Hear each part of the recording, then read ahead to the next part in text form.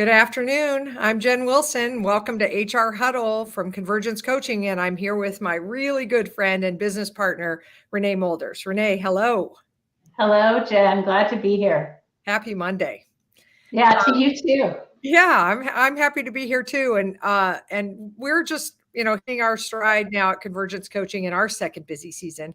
As you all wrap up your second busy season, we start to travel and get out there and talk to firms and conference attendees and catch up with all of our coaches and all those things that we love to do.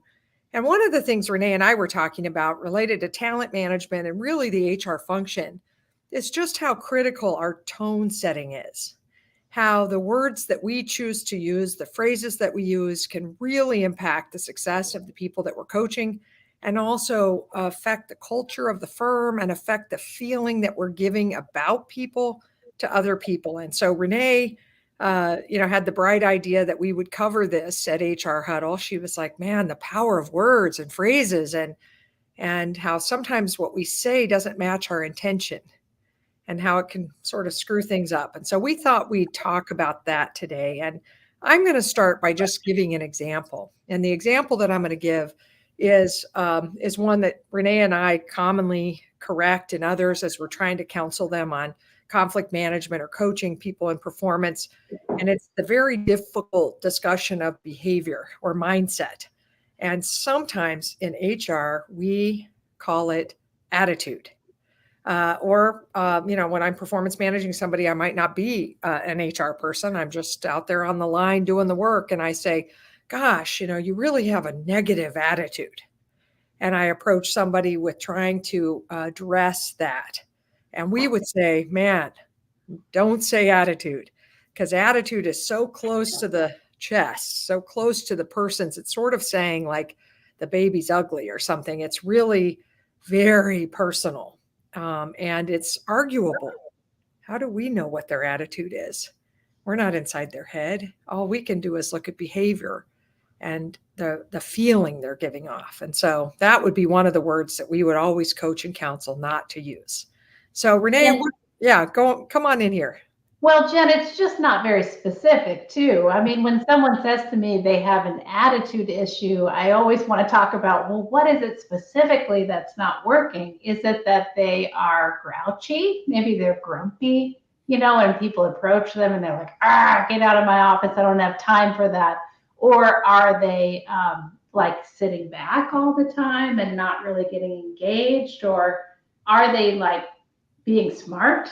Are they being a wise guy, and being rude to partners and not showing respect in certain situations? There's we could keep going with examples of what is attitude.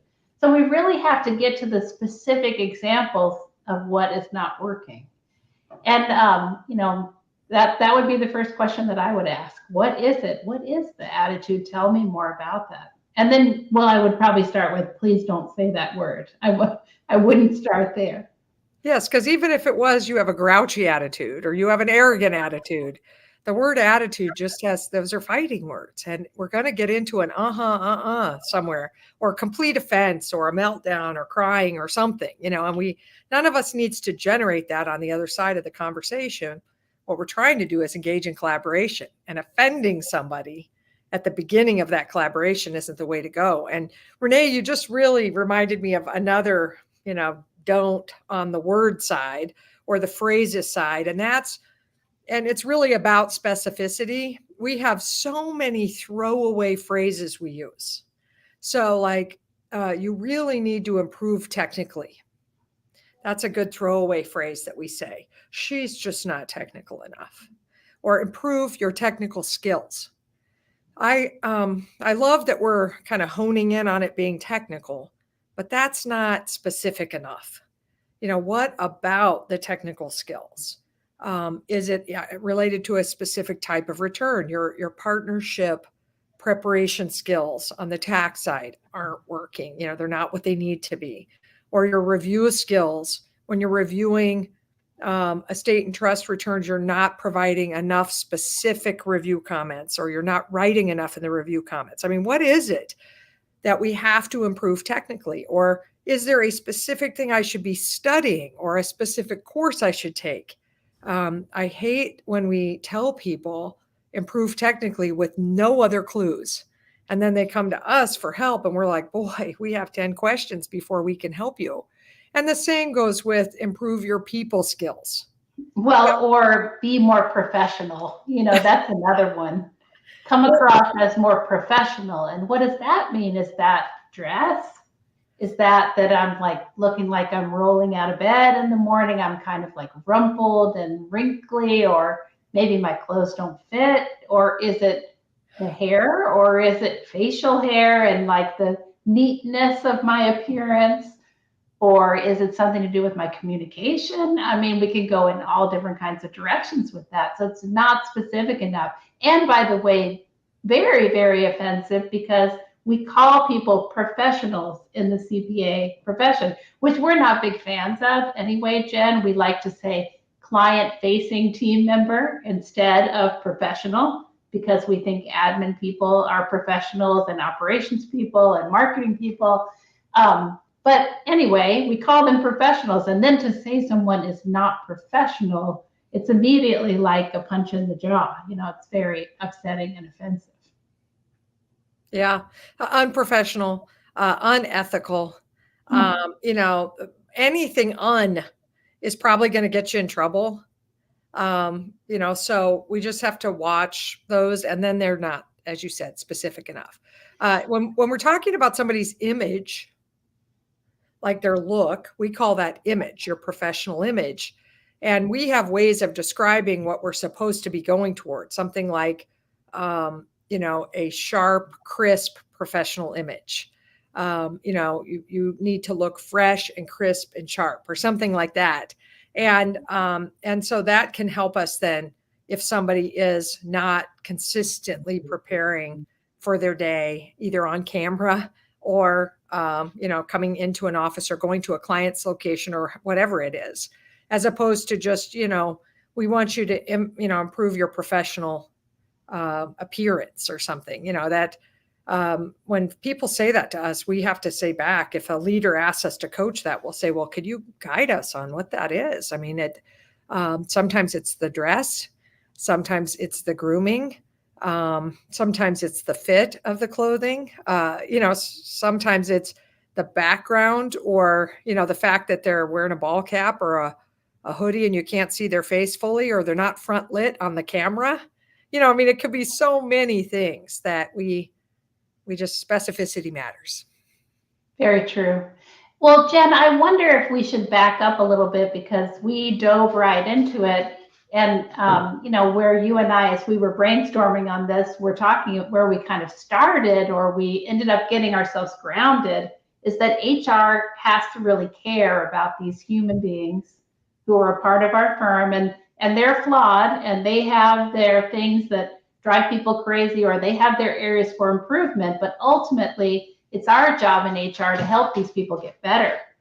And so making sure that we're talking in a kind way about them and encouraging this kind, professional discussion of their areas of improvement, not tearing them down, not calling them kids or millennials, or Gen Z, or making these big broad brush characterizations, but trying to really stay grounded in where are they, they've got some places where they're strong, they've got some areas for improvement. And you said something I really loved. You said, we want to save these people if we can. And some of them, we're going to have to ask them to leave the firm. They aren't going to make it. But ultimately, we're doing our best to try to help these people get the feedback that they need, the specific feedback to improve, and in a kind and caring way. Yeah, at the end of the day, we're trying to have dignity in all of these relationships, respect, trust, dignity. And so we love them all the way out the door. And hopefully they don't have to leave, but we're going to treat them with that care and concern and compassion and dignity. And that means we can't get angry. We can't get emotionally hooked. We can't engage in gossip with them, about them, to others, because that begins to set the story internally against them. and probably kills them off earlier than is necessary. We have to be a stand for their possibility. And this is what we have to do as coaches all the time. I mean, we coach people for firms, and we have to stand for their possibility and be, hey, let's talk specifically about what needs to change, and then we will straight talk them into that change. But let's not kill them off behind closed doors, such that no matter what, even if they made these strides and made these changes, no one would notice because the internal story is so negative about them. HR can't be at the center of that. We can't allow it. No good coach or leader should be at the center of that. We need to be at the center of hope and possibility for these people. And then even as they leave, and letting people go, just saying, it isn't working anymore. And we think you'll be more successful somewhere else. And not, saying things like, you just didn't give it enough, or you just weren't good enough for our standards, or those kinds of things that just really tear people up. There's no reason to do that. We want them to leave and get on the right path for their career at that point. And so we just say things like, it's just not working out. We're just not able to work it out with you or make it work with you. And not getting into specifics and not doing blame or, being ugly, but just trying to set them free in the most dignified way possible. And I think that ought to be a core value of our performance managers, is dignity, above all, really. Yeah, and we're probably going to have to get recentered on that commitment to our people. HR, you're probably going to have to stop yourself personally and say to yourself, like, well, what am I committed to here? I'm committed to supporting these people, and therefore I can't engage in this type of triangulating behavior, and I certainly can't stand by while it's happening. And so, like the roundtable, the performance roundtable that I'm not a big fan of, that many firms hold, where all the managers and all the partners sitting around in a room and complain about the staff, HR needs to say, folks, there is a better way for us to do this. And when people complain, then, saying to them, well, have you provided that feedback to them? And if not, then, hey, folks, I don't know if we should be talking about this here. So starting to set some ground rules for how we operate. And HR, it's your job to do that. You're the one who has your finger on the pulse of what is the right thing for these people, and what are the right methodologies for us to employ to make our people better. And so starting to, sort of shift some of those practices that we've conducted in the past. And then, Jen, I'm thinking about some, other inflammatory things, some other inflammatory words and phrases that we use, like you always, you never, pick up from there. What else would you add to the list of those conflict words that get us into trouble? Well, shoulds and musts. Yeah. Shoulds and musts. I recommend that you please consider, it might work to try this instead of you must do this, you should have done this, should have, could have, would have, all those past-based sort of judgment words or phrases that end up having the person feel made wrong. I like to tell people, spending too much time in the past and discussion of the past is not where performance improvements occur. They don't occur in the past. And usually a jury trial during performance management you don't win that, if we're going to, put them on the witness stand and try to prove that they are wrong, we are not going to win in that, and no new performance will occur. So we haven't inspired them into anything when we put them on trial. That's for sure. Well, they're in defense mode, right? And so I like to say, try to figure out how much time we're going to spend talking about the past, and it better be very little. And instead, now what? Just all that matters is now what? Now what? What are we going to try next? What can we stop doing? What can we start doing? What can we try doing? Those are the kinds of things to consider as you're exploring, behavioral improvements or performance improvements. And the other piece of it is, we've just talked about strong words, taking too strong a stand to make wrong a stand. There's also a bunch of wimpy words, that we could say, like, it wasn't the best choice to do this, or we really didn't like it when you Or, if you have a chance, it would be nice if you would, all that sort of pussyfooting around that sounds a little bit like maybe. I was coaching a partner this last week about talking to another partner about stepping down from a pretty big role.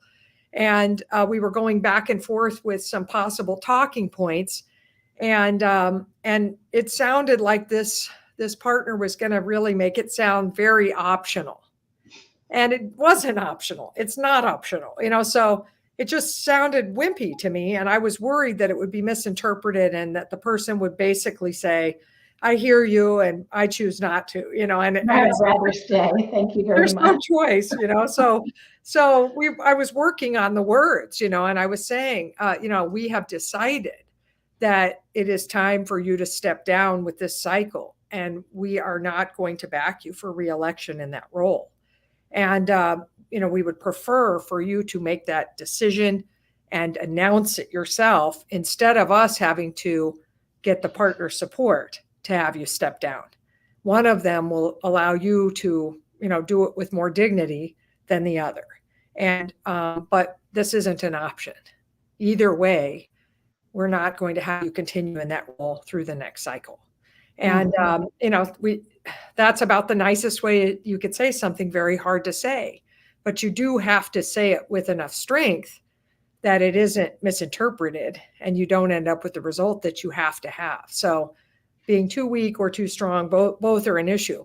The other thing, Renee, Tamara and I had an opportunity not too long ago to have a meal with a group of HR professionals, sort of in a casual setting. And we were more observers, I guess, or outsiders in the conversation. And we had noticed that some of them were really, I'm going to call it grinding, really grinding on how disappointed they were with their bosses and leaders and the partners, and how old school they were being, and how they weren't investing, and how they weren't changing. And it was pretty triangulative or something, and very much sort of like misery loves company. Mm-hmm. And I could get in there, and you and I could both jump in there. We'd love to. My mom called it the game of ain't it awful, ain't it awful this and ain't it awful that, and sitting around and sort of complaining, and we could all get in there together and go, yeah, that stinks, but it doesn't do anything to change the situation at all. And it's very hopeless. It's such a hopeless place to be standing.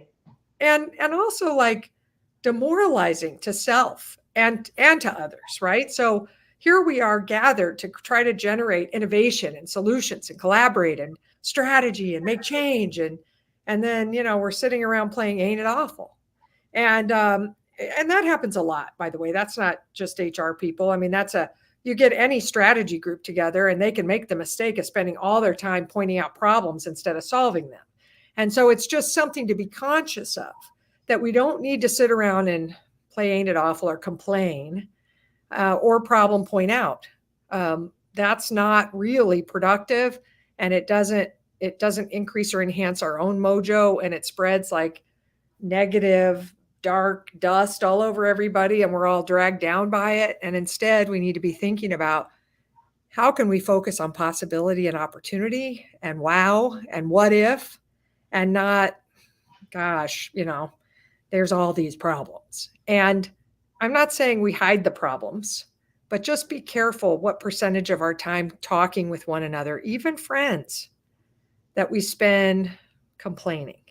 Because the more we complain, the more depressed or dragged down we are. The more hopeless we all become, the less innovative we are, the less attractive we are too. Who wants to work in that? Who wants to work with that? So anyway, just some thoughts there related to our own, desire to get with our peers who all have the same set of issues and focus only on the problems. Yeah, and I remember from my days as a firm administrator that we could do a good bit of that. When we got together, I was a member of an organization, and we would get together and put our heads together, and we could spend time playing the ain't it awful game, or we could spend our time developing strategies and learning from each other. And we tried to do more of the latter. And so that's, if I were in that position, if I were one of those HR people and I felt like I was doing a lot of triangulating, I would figure out, well, who's somebody who is more positive or more solution oriented that I can go spend some time over there, balance it out, and maybe repurpose some of that relationship time in a more positive sense. Yes. And then pick a couple of things to go and work on. And we do think this feedback, this performance management, this word you use, this is some place to maybe go get more educated and learn about better feedback strategies, and then go and teach those to your team. So we have HR Huddle recordings available on our blog and on YouTube that teach different frameworks for how to phrase things. And we've covered some of it here today. But one weird vision I had while you were talking, Renee, is like to try to visualize, like when I open my mouth, is magical pixie dust coming and spreading all over the people around me that might transform us all? Or am I kind of barfing up some black tar or whatever on everybody that's going to muck us all down and drag us all down and make it impossible to generate the maximum opportunity for us, or for the person that we're talking about, or for the team that we're talking about, or the department that we're talking about. And so, like, just trying to have that visual yourself. What's coming out of my mouth right now? And if I'm not sure I can get the pixie dust out, should I wait? Should I wait and think about my words and phrases? Should I wait and get emotionally unhooked? Should I sleep on it and feel a little bit less triggered before I talk about this, so I can do it with maximum professionalism and maximum hope and possibility? So and I would want to sleep on it and then go work out in the morning, because I'll tell you, Jen, a good sleep and a workout makes me feel like anything is possible. 100% agreement. And you can get rid of all the tar that's inside your body that was going to come out of your mouth by sweating, usually. Seriously, you sweat it out. I have a saying that everything's a problem before a run and nothing is a problem after, or a yoga practice, or bar, or whatever you're doing, CrossFit, whatever your workout is. So I agree 100%. Good night's sleep, good workout, and then thinking about the words. And so thank you, Renee, for this cool topic that you generated and for being with me today on HR Huddle. Thanks everybody who tuned in. I hope it was helpful to you. I hope nothing but butterflies and rainbows and pixie dust come out of your mouth related to issues in your firm from now on. At least that you have the power of intention related to raising up the sounds. So thanks so much. Yeah, thank you, everyone.